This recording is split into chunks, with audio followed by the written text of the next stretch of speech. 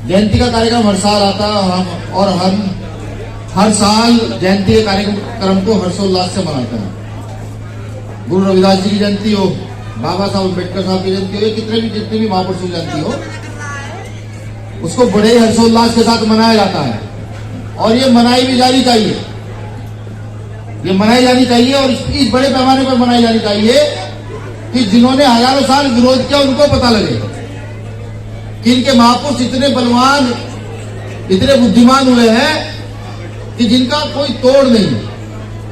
भाई सतगुरु रविदास जी ने कहा है कि ब्राह्मण ना पूजे जो हो गुणहीन, चरण पूजो चंडाल के जो हो गुण प्रवीण।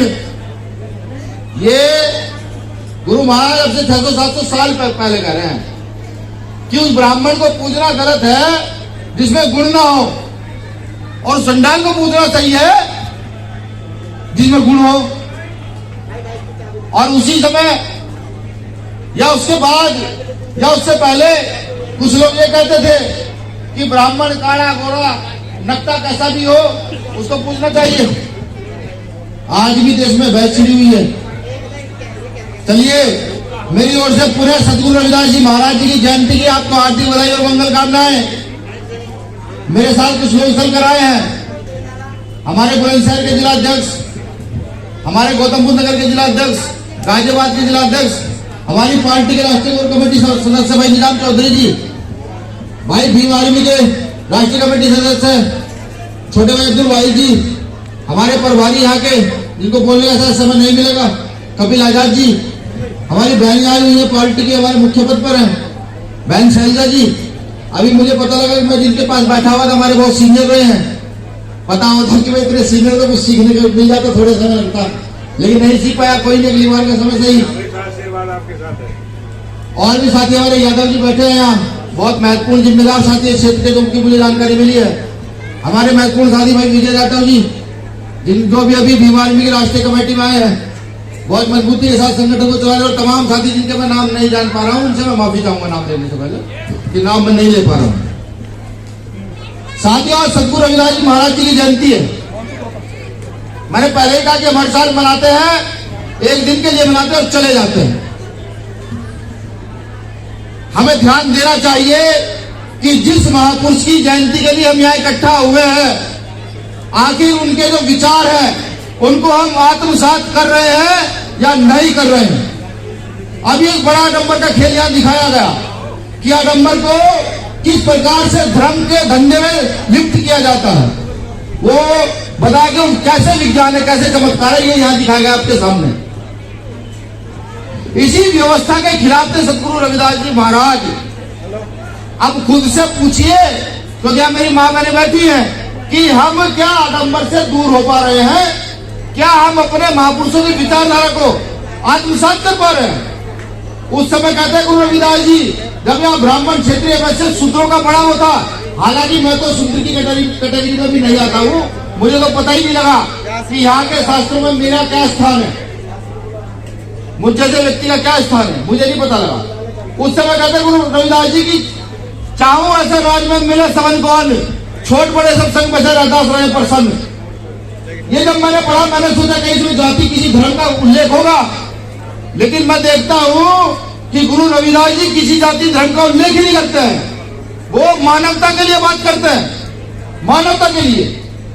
तो हमें भी सोचना पड़ेगा कि जो लड़ाई हम लड़ रहे हैं, ये फूले साहब अम्बेडकर की विचारधारा के साथ हम लड़ रहे हैं, जो बुद्ध को मानते हैं, जो रविदास नामक कबीर की विचारधारा के लिए हम खड़े हैं, लड़ रहे हैं, क्या हम इस विचारधारा को स्थापित कर पा रहे हैं? क्या इस विचारधारा को खुद अपने घर में भी स्थापित होने देना चाहते हैं? ये बड़ा सवाल है। हालांकि ये बुरा लगता है जब कुछ चीजें साफ स्पष्ट तौर पर कही जाती हैं, तो वो बुरी लगती है कि इन्होंने ऐसा क्यों कहा, लेकिन देखिए सत्य तो सत्य है।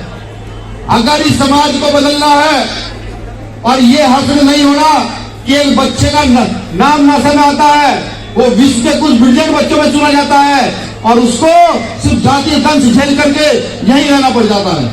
अगर ये रोकना है, ये जाति व्यवस्था के कारण जो न्याय अत्याचार अपमान होता है कि कहीं हांडी ना छूने दो, कहीं खाना ना खाने दो, कहीं मूंछ काट लो, कभी घोड़ी ना चढ़ने दो, कभी मंदिर में जाने में लात मार दो, ये अगर बदलना चाहते हो तो पहले खुद के अंदर झांक कर देखो, क्या खुद को आप लोग बदल रहे हैं या नहीं बदल रहे हैं।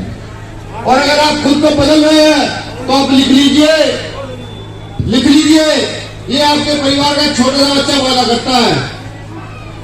करता है कि जो लोग आज ये कहते हैं कि वो आडंबर के आधार पर इस देश की व्यवस्था को चला कर रख देंगे, हम उन्हें कहते हैं कि इस देश की व्यवस्था को अगर तुम आडंबर के आधार पर चलाओगे तो इस देश की व्यवस्था हम भी गुरु रविदास जी के कर्मों के आधार पर इस देश की व्यवस्था को चला करेंगे। ये कहते हैं, यही तो सपना है हमारा, यही सपना है। इसी के लिए ना जाने कितनी पीढ़ियां मर चुकी है, ना जाने कितनी पीढ़ियों में दुख दर्द सा है।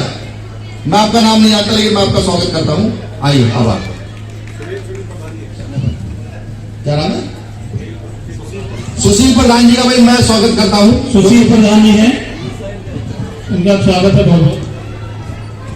तो ये आडंबर की व्यवस्था को तोड़ना ही आपका मूल कार्य होना चाहिए। और यहां से जाए, आज संकल्प लेकर जाए।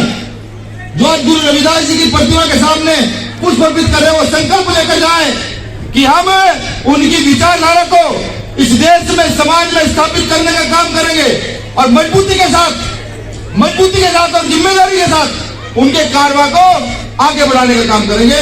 मेरी ओर से आप सभी को सतगुरु रविदास जी महाराज जी की जयंती की हार्दिक बधाई, मंगल कामनाएं। सबका गुरु महाराज ध्यान रखे, सभी का कल्याण हो। जय भीम, जय महाराज, जय जोहार, जय मंडल। धन्यवाद।